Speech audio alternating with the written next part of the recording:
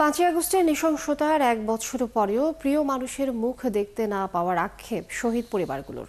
তাদের দাবি, যারা এই হত্যার সাথে জড়িত সেসব নরপিশাচদের শাস্তি হবে জনসম্মুখে। অনিক ইসলামের তথ্য ছবিতে প্রতিবেদন।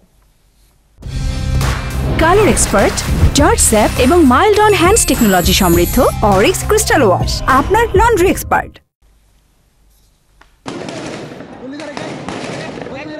2024 সালের 5ই আগস্ট আশুলিয়ায় রচিত হয় দেশের ইতিহাসে এক ঘৃণিত অধ্যায়।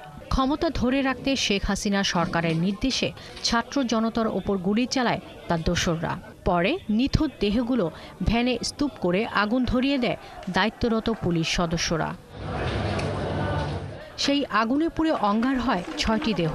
এই নৃশংসতা কাঁপিয়ে তোলে মানবতা, নাড়া দেয় বিশ্ব বিবেককে।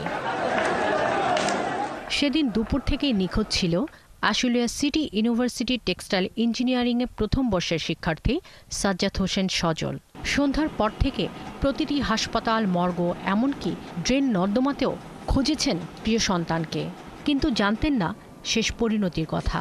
রাত পেরিয়ে ভোর, এরপর পায়ের জুতা আর বিশ্ববিদ্যালয়ের পরিচয়পত্রের সন্ধান মেলে সজলের, যা শুধু পরিবারকেই নয়, কাঁদিয়েছে কোটি মানুষকেও।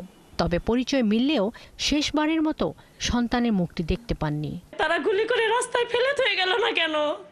আমি তো অন্তত শেষ চেহারাটা তো তার দেখতে পেতাম। আমি ওর ছেলে দেশের জন্য জীবন বিলিয়ে দিয়েছে, আমি নিয়ে যা তার কবর দিতে হয়েছি, কিন্তু বিমর্ষ করে আমার ছেলেকে পুড়িয়ে ফেলেছে। আমি এই যন্ত্রণা কোথায় রাখবো? আমি কাকে বোঝাবো যে আমার ছেলেটার চেহারা আমি দেখতে পারি নাই?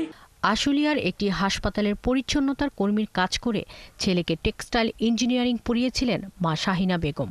প্রিয় সন্তানকে তিলে তিলে বড় করেছেন। সেই সন্তানকে আগুনে পুড়িয়ে অঙ্গার করেছে যেসব নরপিশাচ, জনসম্মুখে শাস্তির দাবি জানান তাদের। আমার সন্তানকে না মেরে আমাকে কেন গুলি করে মারলো না? আমাকে কেন পুড়িয়ে মারলো না? আমার সন্তানটা তো বেঁচে থাকতো। কলেজে অধ্যয়নরত অবস্থায় বিয়ে করেছিলেন সজল ও আফরিন মৌ। তাদের রয়েছে 2 বছর বয়সী এক কন্যা। এখনও বুঝতেই পারেনি কি হয়েছিল তার বাবার সাথে। একই সাথে ভাইয়ের স্নেহ ভালোবাসা থেকে বঞ্চিত সজলের ছোট বোন। আমার ভাইয়াকে যে পুড়িয়ে মারলো, আমি তার মুখটাও দেখতে পারিনি।